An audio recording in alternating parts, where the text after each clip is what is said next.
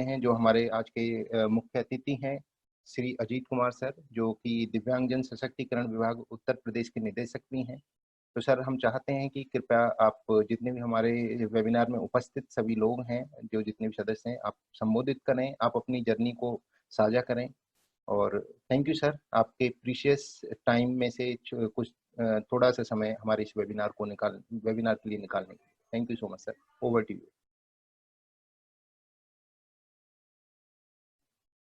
मैं अपनी technical team से रिक्वेस्ट करूंगा कि कृपया सर को अनम्यूट करें। Hello hello. जी सर, आपकी आवाज आ रही है। बिल्कुल ठीक है, ठीक है। वेलकम टू स्टार्ट करें। Webinar sir. Okay, thank you. सभी संस्थाएं जैसे सक्षम, धार्मिक और एजुकेशनल वेलफेयर सोसाइटी और जिन्होंने भी इस वेबिनार का आयोजन किया है, उन सभी को बहुत बहुत धन्यवाद। और जो दिव्यांगों के लिए इस कोविड-19 के दौर में जो क्लासेस वगैरह बच्चों के लिए नहीं चल रही हैं और भी कई तरह की समस्या, तो उनको ऑनलाइन के माध्यम से एक तकनीक का अच्छा प्रयोग करके उन तक अपनी बात पहुंचाने का एक अच्छा प्रयास किया है। तो आज हम चर्चा कर रहे हैं कि तकनीक या टेक्नोलॉजी किस तरह से जीवन को बदलती है। सामान्य व्यक्ति के जीवन को भी बड़ा बदलाव आया है तकनीक एवं टेक्नोलॉजी से। लेकिन आज हम विशेष तौर से दिव्यांगों के बारे में चर्चा कर रहे हैं। तो दिव्यांगों के जीवन में तो बहुत बड़ा परिवर्तन आया है। जैसे आज दिव्यांग सामान्य व्यक्ति की तरह टेक्नोलॉजी का प्रयोग करके सभी कार्य अपने आप स्वयं कर सकता है। चाहे बैंक से पैसे निकालने हो, अगर थोड़ी जानकारी है तो, चाहे बैंक से पैसे इधर करना हो, चाहे बिजली का बिल भरना हो, या ऑफिस में काम करने वाले फाइल्स की रीडिंग हो, सब मतलब कि आजकल इससे तकनीक से बड़ा आसान हो गया है। लैपटॉप और कंप्यूटर और मोबाइल, अगर दिव्यांग को थोड़ा सा दृष्टिबाधित मान लीजिए है कोई, अगर थोड़ा सा उसको प्रयोग करना आता है, कोई बहुत बड़ी शिक्षा की जरूरत भी नहीं है उसमें, सामान्य 4-5-10 दिन में इतना आ जाता है, इतना उसको सिखा दिया जाता है, तो अपने अधिकांश काम 99% अपने काम वो खुद कर सकता सभी। चाहे वो मैसेज भेजना हो, मेल करना हो, इवन कोई पर्सनल लेटर टाइप करना, ऑफिस में काम कर रहे हो आप, तो वो सब कार्य दृष्टिबाधित कर सकता है। तो आजकल इस दौर में, तकनीक के दौर में, ये नहीं कह सकते कि दृष्टिबाधित है तो कोई काम नहीं कर सकता। अगर वो नहीं कर सकता तो या तो प्रशिक्षण की कमी है, या फिर खुद की मतलब कि कह सकते हैं कि मतलब कि वो नहीं कर रहा है। अदरवाइज थोड़ी जानकारी, थोड़ी प्रशिक्षण दे दिया जाए और टेक्नोलॉजी उसको उपलब्ध करा दी जाए, तो अधिकांश काम वो अपने आप बल्कि औरों से भी बेहतर कर सकता है, अगर अच्छी उसको ट्रेनिंग दी जाए तो। और इस फील्ड में सक्षम है, धार्मिक है, और जैसे आपकी संस्था आपने बताया अभी, welfare society, education welfare society, ये अच्छा कार्य कर रही हैं। क्योंकि देखो, सरकार की अपनी सीमाएं हैं। सरकार बहुत काम किया, पिछले कुछ सालों में काफी काम हुआ है, लेकिन सरकार की अपनी सीमाएं हैं। जब हम अच्छे ऑर्गेनाइजेशंस होते हैं, अच्छे एनजीओज होते हैं, तो वो फील्ड में उनका सरकार को सहयोग मिलता है, तो बेहतर समाज का अधिक लाभ होता है, समाज की समृद्धि अधिक आती है। और दिव्यांग तो एक ऐसा वर्ग है जो बहुत ही पहले उपेक्षित रहा। बहुत कम लोगों ने इस वर्ग के बारे में ध्यान दिया। तो इस वर्ग के बारे में बहुत कुछ करने की आवश्यकता है, और काफी काम भी हुआ है। अभी सुगम्य भारत में देखिए, बड़ा काम हुआ है। जैसे प्लेटफॉर्म्स रेलवे पर अभी पार्किंग दिव्यांग फ्रेंडली बन रही हैं। ऑफिसेज में भी हम दिव्यांग फ्रेंडली, अभी पिछले साल जब मैं यहाँ डायरेक्टर था, तो पिछले साल यहाँ सुगम्य भारत में हमारे स्टेट को अवार्ड मिला था, राष्ट्रीय अवार्ड मिला था अच्छे कार्य के लिए। तो इस तरह के कार्य, और रैंप है, आज सभी जैसे बिल्डिंग्स हैं वो दिव्यांग फ्रेंडली बन रही हैं।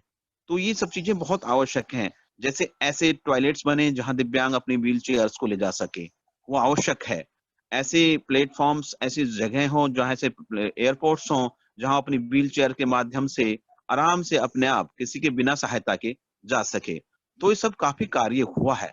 लेकिन इसमें हमें एनजीओज का भी सहयोग चाहिएगा और इनकी भूमिका रही है बहुत महत्वपूर्ण। सक्षम ने काफी अच्छा काम किया है, मैंने काफी जानकारी है मुझे इनके बारे में।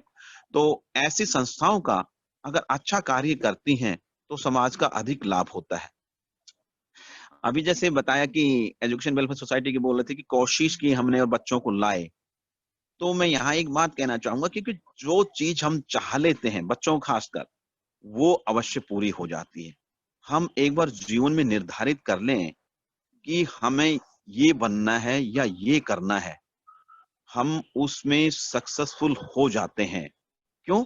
जिस चीज की चाह कर लेते हैं, प्रयास भी फिर ऐसे ही होने लगते हैं, प्रयास भी फिर उसके अनुसार ही होने लगते हैं। तो हम उसको सफलता को, उस चाहत को पा लेते हैं। और खासकर दिव्यांग बंधुओं से तो मैं ये कहना चाहूंगा, कभी भी जीवन के प्रति हीन दृष्टिकोण ना रखें, क्योंकि जीवन के प्रति जो हमारा रवैया है, हमारी जो दृष्टि है, वही हमें जीवन को, हमारे को अच्छा या बुरा बनाती है। जीवन अच्छा बुरा हमारी सोच से हो जाता है। कभी देखिए, दुनिया में हर आदमी दुखी है। जिसके पास पैसा नहीं है वो दुखी है, जिसके पास पैसा बहुत है वो दुखी है, क्योंकि उसके अंदर की निर्धनता बढ़ती चली जाती है। जब बाहर धन इकट्ठा अधिक हो जाता है तो अंदर की निर्धनता बड़ी हो जाती है, उसको नींद नहीं आती, उसको और चाहिए। तो इस तरह से ऐसा नहीं है, हर एक कोई भी संपूर्ण कोई नहीं इस दुनिया के अंदर, किसी न किसी तरह की डिसेबिलिटी से हर इंसान प्रभावित है। तो कभी भी अपने अंदर हीन भाव नहीं रखें। और देखिए, हमारे अंदर बहुत अपार क्षमताएं हैं, लेकिन क्या है कि हम उन अपार क्षमताओं को समझ नहीं पा रहे, उनको देख नहीं पा रहे। हमारे अंदर इतनी चीजें छुपी हुई हैं, अगर जागृत हो जाएं, वो दिव्य दृष्टि हमारे पास जागृत हो जाए, तो हम, ये दिव्यांगता तो बहुत, कहीं बाधा नहीं आ सकती। तो इसके लिए क्या, अब देखिए, कभी भी सोचना, बहुत बड़ा वैज्ञानिक, बड़ा कलाकार, बड़ा सिंगर, बड़ा कोई प्लेयर, बड़ा राइटर, कभी बुद्धि की बात नहीं है। ये सामान्य बुद्धि की बात नहीं है। ये आपका अनकॉन्शियस माइंड, जब अनकॉन्शियस माइंड आपका जागृत हो जाता है, तो आपके अंदर एक दिव्य दृष्टि उत्पन्न हो जाती है। और आप जिस भी काम को करना चाहें, उसको एक परमात्मा का, एक अध्यात्म या धर्म का या अस्तित्व से एक आदेश प्राप्त होता है, फिर आप वही काम करने लगते हैं। नहीं, कोई रविंद्रनाथ टैगोर हुए, बड़े बड़े जितने भी लोग हुए, कोई ये सिर्फ बुद्धि का बात नहीं है, ये अंदर से इनका अवचेतन मन काफी सक्रिय हो गया। तो और वो चीज सब आसान है, मतलब ये नहीं कि आप किसी जैसे बन जाओगे, वही बन जाओगे, वो नहीं। लेकिन ये तो तय है। अब आप, क्योंकि देखिए, एजुकेशन में अध्यात्म का भी महत्व है। कैसे? जैसे जैसे अभी देखिए, साइंस है नॉन अननोन, ज्ञात और अज्ञात की खोज करता है। धर्म में किसकी खोज होती है? ज्ञात, अज्ञात और अज्ञेय। तो धर्म, जिसे मैं धर्म सही अर्थों में धर्म मानता हूं, वो तो साइंस से भी आगे हुआ। तो वही गौतम बुद्ध और महावीर, नानक, कबीर, दादू, ये कोई वैज्ञानिक से कम नहीं, कहीं आगे थे। तो ऐसा ही दृष्टिकोण अगर एजुकेशन में हम सोचें कि हम सिर्फ इतना ध्यान ध्यान लें, जान लें कि जो भी करें, हम सिर्फ, वो ज्यादा नहीं है, जो भी करें हम उस पर, उस समय उस पर ध्यान दें। उदाहरण के लिए, खाना खा रहे हैं तो आपका मन खाने पर ही, की टेबल पर ही होना चाहिए, आपका दिमाग खाने की टेबल पर ही होना चाहिए। आप ऑफिस में काम कर रहे हैं तो आपका काम, मन ऑफिस में होना चाहिए। ये नहीं कि आपका मन दुकान में शॉपिंग कर रहा है या कहीं और, मतलब कि घूम रहा है। आप फिजिकली तो वहां है, लेकिन आपका मन आपके साथ नहीं है, तो काम में क्वालिटी नहीं आ सकती। तो यानी कि एक होश पूर्वक जीवन, जिसे गौतम बुद्ध ने होश पूर्वक जीवन कहा है, वो होना चाहिए। होश पूर्वक जीवन का मतलब यही कि जागृत जीवन, यानी कि इंसान अगर जागा हुआ है, आपका एक एक कदम भी उठे, वो भी सोच समझ कर पूरा, कि आपको मालूम हो कि आपका कदम कहाँ पड़ रहा है। ये नहीं आप चले जा रहे हो, आप यूं ही चले जा रहे हो, कोई पता नहीं, काम किए जा रहे हो, आपको पता नहीं क्या कर रहे हैं। तो अगर आप जागृत होके उससे काम करेंगे, तो पढ़ाई करेंगे तो पढ़ाई में आपका रिजल्ट्स बेहतर रहेंगे, आपकी एकाग्रता बढ़ेगी और आप बिल्कुल एनर्जेटिक फील करेंगे। आपके चेहरे पर पूरी ऊर्जावान चेहरा लगेगा कितना भी काम करने के बाद। ऐसे ही अगर आप ऑफिसेज़ में कोई काम कर रहे हैं या किसी कंपनी में या किसी सरकारी ऑफिस में या प्राइवेट में कहीं भी, अगर वहाँ आपने पूरी मतलब तन्मयता से आपको जागे हुए पूरी उस काम पर ही ध्यान दिया, तो घर 12 घंटे काम करने के बाद भी खुश लौटेंगे और आपके कार्य की जो गुणवत्ता है, वो भी काफ़ी बढ़ जाएगी। तो ये सब चीज़ आप इनका प्रयोग करके देखें, मेरे कहने से कुछ नहीं होता। हो सकता है मैं गलत भी हूँ, लेकिन इनका प्रयोग करके देखें एक बार, क्योंकि किसी भी बात को ऐसे नहीं मानना चाहिए। पहले उसको एक्सपेरिमेंट करो, अपने आप देखो, समझो, अगर फिर वो कोई बात मेरी अच्छी लगी तो आप उसे अवश्य मान लें। तो खासतौर पे बच्चों को मेरा यही कहना है कि इन बातों पे ध्यान दें। सुबह उठें, बिल्कुल शांत भाव रहे, बिल्कुल थोड़ा-सा आजकल देखिए योगा का पहले से ही हमेशा महत्व रहा है और रहेगा।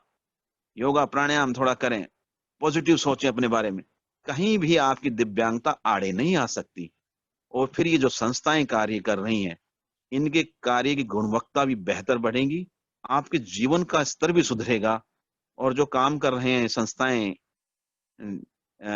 सक्षम हुआ, ऐसे वो सदस्य जो इनके साथ लोग जुड़े हुए हैं, इन सबको भी आत्मसंतुष्टि मिलेगी कि हम बहुत बेहतर काम इनके लिए कर पाए। इनमें दिव्यांगों को भी सहयोग की आवश्यकता है, उस दिव्यांगों का सहयोग भी संस्थाओं को और सरकारों को चाहिए और कभी नहीं सोचना, देखिए जो आदमी जोखिम में होता है या उसमें होता है वो जो औरों से ज्यादा बेहतर काम करता है। हम इसे एक उदाहरण बताते हैं। अभी एक गुरुजी का गुरुकुल था, तो गुरुजी मतलब ऐसे ही व्यवहारिक प्रशिक्षण चल रहा था। तो एक बच्चा छात्र था, वो ऊपर पेड़ पे चढ़ गया, काफी ऊंचा पेड़ था, बहुत ऊंचाई पर चला गया। वो अब ऊंचाई पर जाने के बाद उसको लगा कि बहुत डर लग रहा है कि कहीं गिर ना जाऊं। गुरुजी बैठे बैठे देख रहे थे, कुछ नहीं बोले। जब ज़मीन के पास आ गए 5-4 फीट ऊपर रहे, 10 फीट ऊपर रहे, तब बोले ध्यानपूर्वक। तो बच्चा सोचने लगा पेड़ पे चढ़ा तो कि कितने अजीब हैं गुरुजी।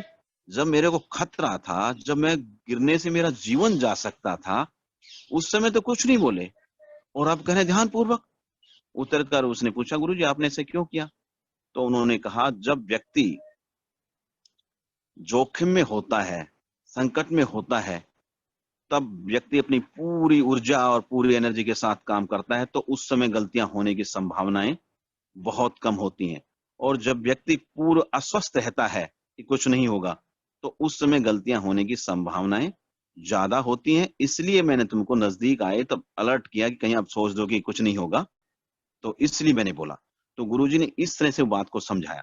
तो कहने का मतलब है कि बाधा है, जब तक हम उसको बाधा समझते हैं। बाधा तो आप कुछ ही बना लीजिए। एक व्यक्ति सोचता है कि मैं दृष्टि खो के अब मैं कुछ नहीं कर सकता। एक व्यक्ति कुछ नहीं सोचता ही नहीं उसके बारे में और दृष्टि ना होने के बाद भी स्टीफन मतलब कि बहुत कुछ कर सकता है वो। अब देखिए ना हेलन केलर के बारे में है, स्टीफन हॉकिंग है और हमारी भी कई सूरदास हुए, तो बहुत सारे ऐसे लोग हुए हैं जिन्होंने मतलब कि बहुत कुछ कमियाँ होने के बावजूद भी बहुत कुछ किया है।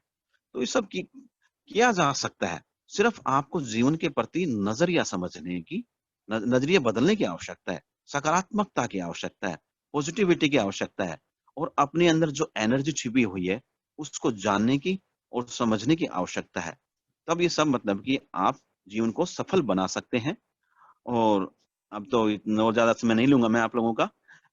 तो इसमें जिन भी व्यक्तियों ने, संस्थाओं ने सक्षम हुआ, एजुकेशन वेलफेयर सोसाइटी हुई और धार्मिक, इन सभी का बहुत-बहुत धन्यवाद कि उन्होंने इस प्रोग्राम का आयोजन किया और इस कोविड-19 के दौर में दिव्यांगों को अपने घर बैठे ही अपनी अपने वक्तव्य से, अपनी बात से, अपने ज्ञान से उनको लाभान्वित करने का प्रयास किया। और इसी के साथ-साथ मैं सत्यप्रकाश जो प्रभारी हैं, सत्यप्रकाश जी का भी बहुत-बहुत धन्यवाद। उन्होंने बड़ी मेहनत के बाद ये मतलब कि इसका आयोजन करवाया और इस सभा के मुख्य सचिव प्रमुख सचिव जो हैं कमलाकांत जी जो महासचिव हैं, उनको भी बहुत-बहुत कमलाकांत जी जो महासचिव हैं, उनको भी बहुत-बहुत धन्यवाद। उनकी भी बहुत महत्वपूर्ण भूमिका रही है। तो सभी सदस्यों को, सभी संस्थाओं को और सभी बच्चों को बहुत-बहुत धन्यवाद और नमस्कार। Thank you. बहुत-बहुत धन्यवाद सर। सर आपका हर एक शब्द जितने भी हमारे दोस्त जुड़े हुए हैं इस समय उनके लिए काफ़ी प्रेरणादायक है और सही में उसको हम अपनी जो रियल लाइफ़ है, जो हमारी असल ज़िंदगी है, उन शब्दों को हमें अमल करना चाहिए और सर जो कि एक आपने बात कही कि सिर्फ़ सरकार के ही भरोसे हम नहीं बैठ सकते, जो एनजीओज़ हैं, उनको भी इस क्षेत्र में सोचना होगा, कार्य करना होगा।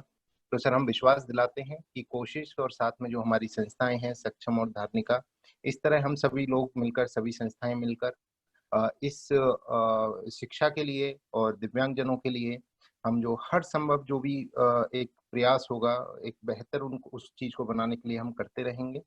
और फिर से सर बहुत-बहुत धन्यवाद हमारे साथ जुड़ने के लिए।